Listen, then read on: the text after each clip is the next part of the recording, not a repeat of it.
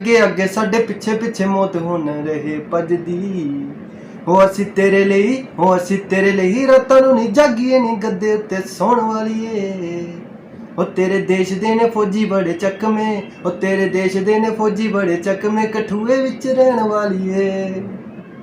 तो किसी महान पुरुष ने यह भी बोला है कि जो सही इंसान होता है, सही मर्द होता है, वो सब चीज़ों को साथ में लेके चलता है, किसी एक चीज़ को लेके नहीं चलता।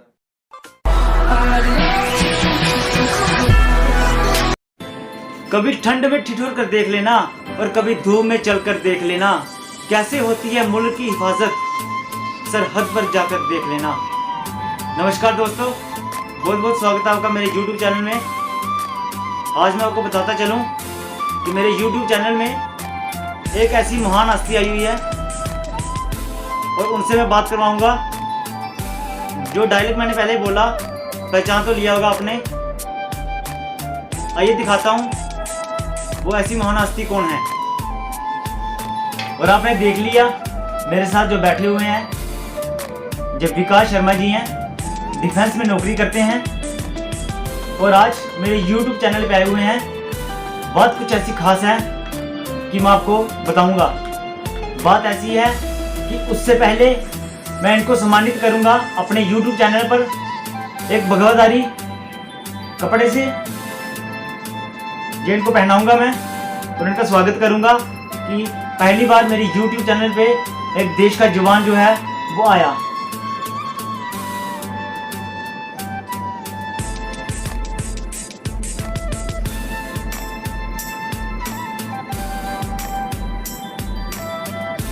विकास जी, बहुत बहुत स्वागत है आपका मेरे YouTube चैनल में।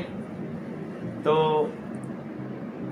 मैं ये कहना चाहूँगा कि आज आप मेरे YouTube चैनल पे आए हो पहली बार मैंने काफ़ी इंटरव्यूज़ कर लिए हुए हैं, ज़्यादा नहीं, आज मेरे को 1 महीना और 2 दिन हो गए मेरे चैनल को खोले हुए। तो मेरे चैनल पे ज़्यादा नहीं, छोटे छोटे इंटरव्यू हुए हैं 1-2, पर पहला इंटरव्यू जो आपके साथ होने जा रहा है, तो मैं इसकी बहुत बहुत धन्यवाद करूँगा कि आप आए हो।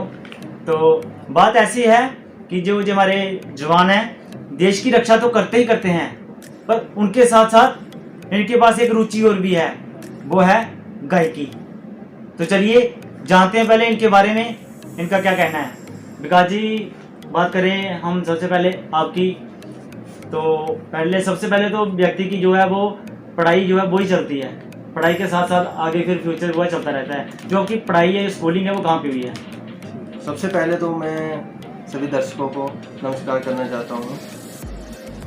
मेरा नाम विकास शर्मा है, जैसे कि साहिल जी ने आपको बताया। मेरी शुरू से पढ़ाई हुई है 8वीं कक्षा तक पावन ज्योत पब्लिक स्कूल में, और उसके बाद मैं हायर सेकेंडरी स्कूल बुद्धि में अपनी 12वीं की कक्षा प्राप्त की है। उसके बाद जैसे ही मैं कॉलेज के स्टैंडर्ड में पहुंचा, तो फिर मैं फर्स्ट ईयर क्लियर किया। सेकेंड ईयर में जैसे ही पहुंचे तो भर्ती की रुचि बन गई। तो ये रुचि तो एक मजबूरी भी होती है बंदे की, क्योंकि हर चीज़ को कुछ ना कुछ करने के लिए कुछ बैकग्राउंड होना बहुत ज़रूरी है। वो कहते हैं ना कि खुली आंखों से सपने नहीं देखे जाते और बंद आंखों से सपने पूरे नहीं किए जाते। ये तो किसी महान पुरुष ने सही कहा है कि मकसद कामयाबी के जश्न में शरीक होने से पहले वाकिफ़ तकलीफ़ होना पड़ता है काबिल तारीफ़ होने से पहले। तो उसी के चलते स्कूल वगैरह में सिंगिंग वगैरह करता रहा मैं, और ख़ुद भी गानों को सोचता रहा और गाता रहा।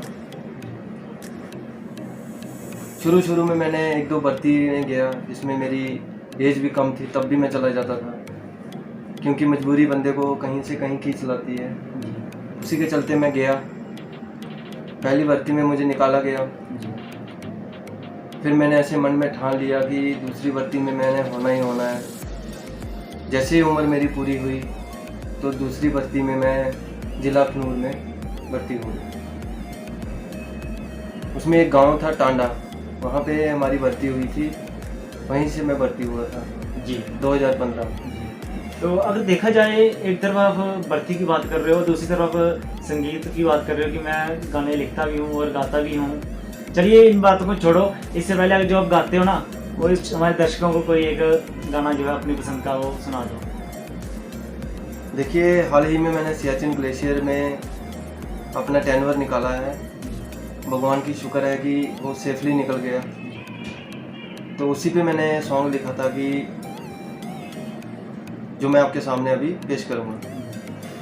हो रोज रोज बार्डर ते गोलियां नी सोनिए नी रहे चलदी, हो रोज रोज बार्डर ते गोलियां नी सोनिए नी रहे चलदी, हो असी अगे अगे साडे पिछे पिछे मौत हुन रहे भजदी, हो असी अगे अगे साडे पिछे पिछे मौत हुन रहे भजदी, हो असी तेरे लिए, हो असी तेरे लिए रातां नूं नी जागीए नी गद्दे उत्ते सौण वालीए, ओ तेरे देश दे ने फौजी बड़े चकमे, ओ तेरे देश दे ने फौजी बड़े चकमे कठुए विच रहण वालीए, ओ तेरे देश दे ने फौजी बड़े चकमे कठुए विच रहण वालीए, ओ साल विच 3 वारी घर असी जाइए राड़ इक दी प्यारी मेरी मां नी, ओ साल विच 3 वारी घर असी जाइए राड़ इक दी प्यारी मेरी मां नी, ओ निक्की निक्की अखां दे हंझू डुੱਲ पैंदे जदों बोलदा बनेरे उत्ते कहानी, ओ निक्की निक्की अखां दे हंझू डुੱਲ पैंदे जदों बोलदा बनेरे उत्ते कहानी,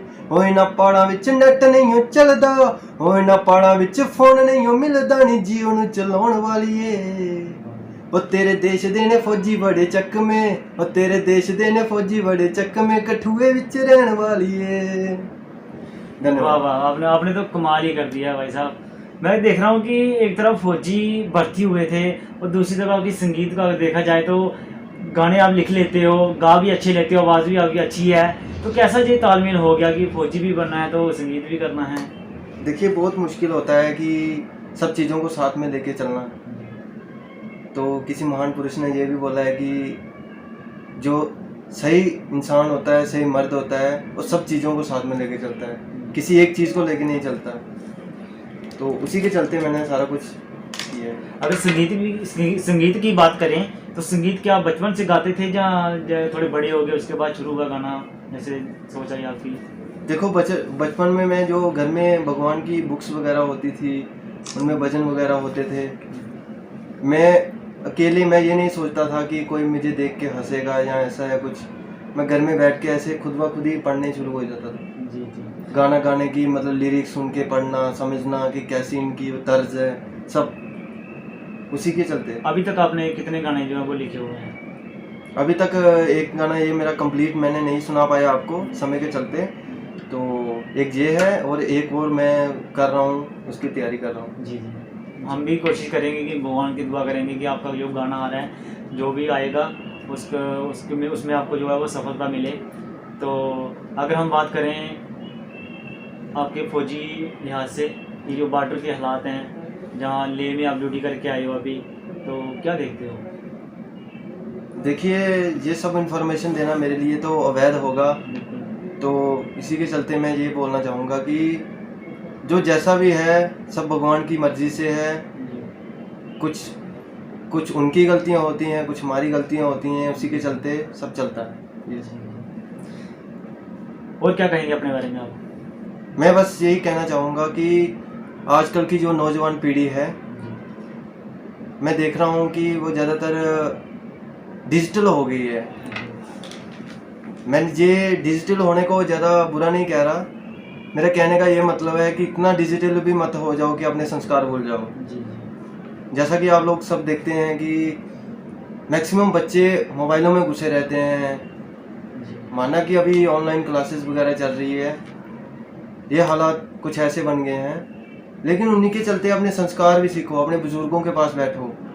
जैसा कि हम बैठे हुए थे, हमने उनसे कुछ बातें सीखी हैं, उनसे कुछ कहावतें सुनी हैं, उन कहावतों का कोई मतलब था, जैसा कि अभी नहीं है, देखने को नहीं मिलता। आजकल तो ये वर्ड सुनने को मिलते हैं, पापा यार, मम्मी यार, ऐसे वर्ड सुनने को मिलते हैं। जी नाम तो कट ही गया है बीच में से। तो मैं यही कहना चाहता हूँ कि आज की नौजवान पीढ़ी डिजिटल होने के साथ साथ अपने संस्कार भी ना भूले और अपने जो वेद पुराण हैं वो भी ना छोड़ें। और ज़्यादा देखने को ये चीज़ मिलती है साहिल जी कि जो नौजवान हैं वो नशों की तरफ ज़्यादा रुचि रख रहे हैं। वो सोचते हैं कि इनको भी ट्राई करके देख लेते हैं क्या होता है। मतलब मैं समझ सकता हूँ कि टीनेजर एज ऐसी होती है कि जिसमें बंदे का मन बहलता है। हम भी उस दौर से गुजरे हैं। तो टीनेजर एज में जो बंदा समझ जाता है वो सही है कि जो अपनी रुचि है, जिस चीज़ में आपकी रुचि है उसके बारे में सोचिए, उसके बारे में पढ़िए। ये शाम को खेलों की तरफ ध्यान दीजिए। खेलना भी बुरी बात नहीं है पढ़ाई के साथ साथ, लेकिन ये जो नशे वाली चीज़ें हैं इनको ना करें। चलिए, ये सब बातें तो हो गई आपसे। अभी देखा जाए तो कोरोना महामारी भी चल रही है, तो उस पर क्या संदेश दोगे देशवासियों को? कोरोना के चलते मैं यही कहूँगा कि अच्छी तरह से मैं भी नहीं जानता कि कोरोना है या नहीं है, लेकिन जो देश के हालात चल रहे हैं उनके चलते तो अगर बंदा खबरें सुने दिन भर तो बंदे का तो ये भी मन नहीं करता कि मैं अपने घर वालों के से भी बात करूं बिना मास्क पहने, जो आज का दौर चल रहा है। लेकिन उसी के चलते फिर बंदा डरता भी है कि नहीं, जो चल रहा है वो सही है, इतने लोग बोल रहे हैं सच ही होगा। तो देखा जाए तो सच भी है, लोग मर रहे हैं, इतनी बहुत बड़ी महामारी फैली हुई है। तो मैं यही कहूँगा कि जो जो निर्देश दिए जा रहे हैं उनका पालन किया जाए अच्छे से। उनको ऐसे ना समझा जाए कि ये ऐसे बकवास कर रहे हैं, या ये कोई भी निर्देश मिलता है सरकार की तरफ से जहाँ हेल्थ ऑर्गेनाइजेशन की तरफ से, तो उसका पालन किया जाए अच्छे से। मैं बस यही बोलूँगा। तो विकास जी, बहुत बहुत शुक्रिया आपका मेरे यूट्यूब चैनल में आए। जी। तो दर्शक आपने भी देख लिया कि मैंने आपको एक नौजवान से मिलाया, और सॉन्ग तो मेरे ख्याल में एक ही सुनाया इन्होंने। तो मैं गुजारिश करूँगा कि जाते जाते एक सॉन्ग जो है दर्शकों के लिए और हो जाए मीठा सा। देखिए साहिल जी, आपने बोला है कि अभी एक और गाना जाते वक्त सुना जाऊं, तो ये मेरी ड्यूटी की बात है कि मैं अभी मेरे को 5-6 महीने हो गया था छुट्टी आए हुए। तो उधर मैं अपने मतलब कि तकिए के पास मेरी अटैची रख के सोता था। तो एक दिन रात के 12 बज गए थे, मुझे नींद नहीं आ रही थी, और मैंने सॉन्ग भी कोई नया आया था यूट्यूब पे, तो वो मैंने सुना था, वो मेरे दिल में वो लग गया था। तो मैंने सोचा क्यों ना मैंने सोचा कि जब बंदा अकेला होता है तब उसको लगता है कि जितने भी सैड सॉन्ग है सब मेरे लिए बने। ये मतलब देखने वाली बात है। तो इसलिए मैंने ये गाना ट्राई किया था। चलो आपके सामने भी गा देता हूँ। मैं ते मेरा टची कई बार रोए जिन्नी बारी मानू छड़ पिंडों दूर होए मैं ते मेरा टची। ओ कर्मा वाले पुत्त ने जो कोल मामा दे रंदे, मेरे को बस याद है तेरी ताइयों होल जे पैंदे। हो कर्मा वाले पुत्त ने जो कोल मामा दे रंदे, मेरे को बस याद है तेरी ताइयों होल जे पैंदे। लोकां पाने हसदा आ पंछू ने दर्द लकोए, मैं ते मेरा टची कई बार रोए जिन्नी बारी मानू छड़ पिंडों दूर होए मैं ते मेरा टची। देखिए साहिल जी, मैं जाते जाते आपने तो अपना जो करना था वो कर दिया। तो मैं जाते जाते एक बहुत ही खास बात कहना चाहता हूँ जो मेरे को दिल को छू लेने वाली बात है। मेरे जितने भी फौजी भाई हैं जो हमारे जम्मू के हैं, कठुआ के हैं, जो हमारे गांव के हैं, बुद्धि गांव के हैं, वो हमेशा जब भी मिलते हैं या फ़ोन कॉल पे होते हैं बस यही बोलते हैं कि यार साहिल सेवादार जो काम कर रहे हैं सच में सेवादार वाला ही है, कि बिना पैसों के, बिना किसी तनख्वाह के पूरा गांव दिखाना। कौन दिखाता है आजकल गांव? किसके पास इतना टाइम है? देखा जाए, चाहे आप सोशल वर्क भी कर रहे हो वो भी सुनने को काफ़ी मिलता है, क्योंकि हम फौजी भाई किसी की शादी हो या किसी गरीब लड़की की शादी हो गांव में हो तो आप वहां पहुंच जाते हो। तो ये चीज़ें बहुत छू लेने वाली चीज़ें होती हैं, और ये हमें क्या होती हैं कि जज्बाती बना देती हैं। और तो ये मतलब कि काफ़ी ज़्यादा मतलब कि इंटरेस्टिंग पॉइंट लगा मुझे आपका ये, कि आप ये जो काम कर रहे हो, मैं तो भगवान से यही करूँगा कि आपकी ये जो काम है इसमें और बढ़ावा मिले, ताकि आप सफलता की ऊंचाइयों तक जाओ।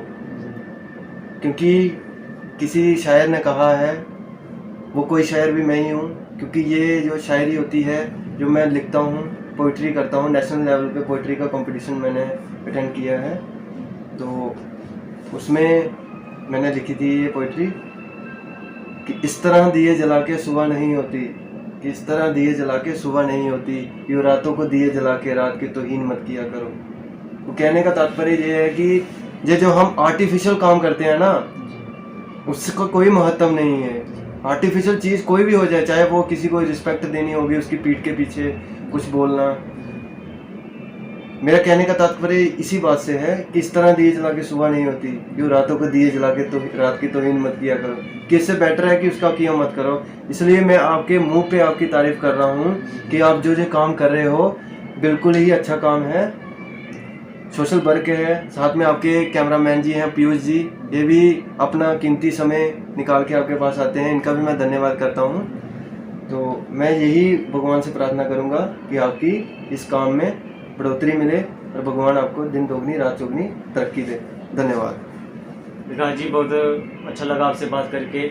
आप देश की सेवा तो कर ही रहे हैं, उसके साथ साथ मैं भगवान के आगे यही अरदास करूँगा कि आप देश की सेवा करते रहें और अपना ख्याल रखें, परिवार का भी ख्याल रखें, और संगीत का जो आपकी रुचि है उसमें भी आपको बढ़ावा मिले, भगवान आपकी उनमें भी सपोर्ट करें। तो दोस्तों, ये थे विकास शर्मा जी, जिनसे हमारी पहली बार मुलाकात हुई है मेरे YouTube चैनल पे।